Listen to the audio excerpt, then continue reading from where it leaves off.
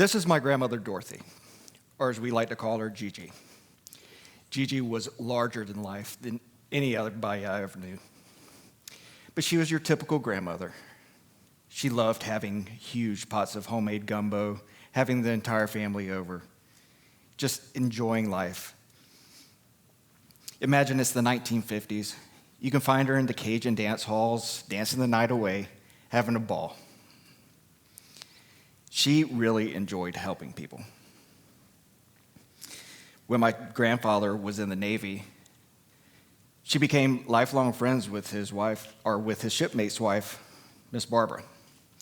So much so that they actually lived next door to each other for their entire lives.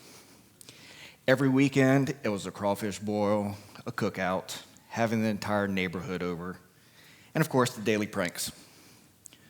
One year, my grandfather actually took his Christmas lights, went over to Mr. John's house, plugged them in. Didn't have a clue until the end of the Christmas season when he got the electric bill. In 1983, whenever all the kids had left the house with my grandparents, my grandmother wanted something more. She wanted to continue to help people. So she decided to go back to school. She attended Louisiana State University and majored in nursing. She graduated with honors, and then shortly thereafter went to work in a nursing home. She worked there until her retirement in 2004. But like all of us, even the helpers have our own problems.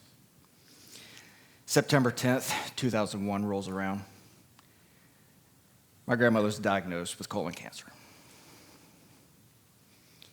But this did not get her down. She was a go-getter. She did treatment. That wore her down.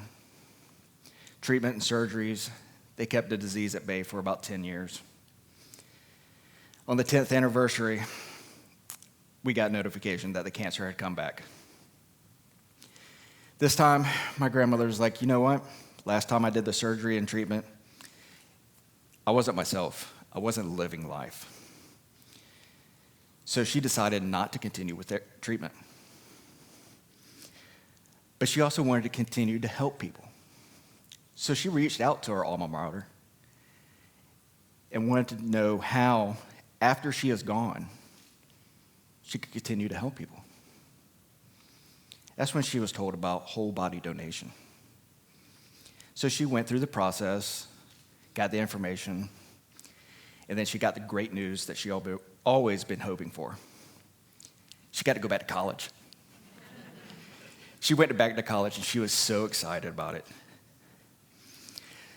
When she died in 2012, we weren't as sad as we thought we were going to be. We were actually excited for her because we knew what she wanted.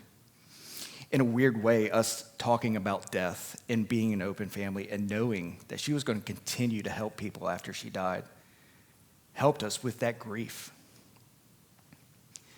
Whole body donation is an amazing tool. New medical procedures are developed every day. Treatment options are developed. Ways to make people live longer are developed. I didn't really understand the impact of whole body donation until I got to attend my first bio lab with people who were kind and loving enough to donate their bodies so I may learn. One gift of a body donation can help so many people. This one gift can translate into 10 people learning skills to save lives that they would normally not get to do on an actual person. In emergency medicine, when you do the skills, you have to do it. It is somebody's life in your hand. So why not practice on an actual person? After these 10 people are done, those 10 people can go out and take those skills and save lives.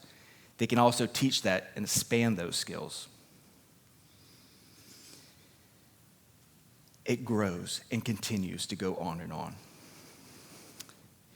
My grandmother spent the next 4 years at LSU, and I'm sure she was excited because she got another 4 years of fun. While she was there, her first year, she was part of a cancer research study where they found out, who knows. Next 2 years, She was part of a women's and health study, as well as with an age study to determine what age does to the body. In her last year there, she got to help out funeral directors perfect their craft so that they can bring these skills to the families who choose to have open caskets or just want to see their loved ones one last time.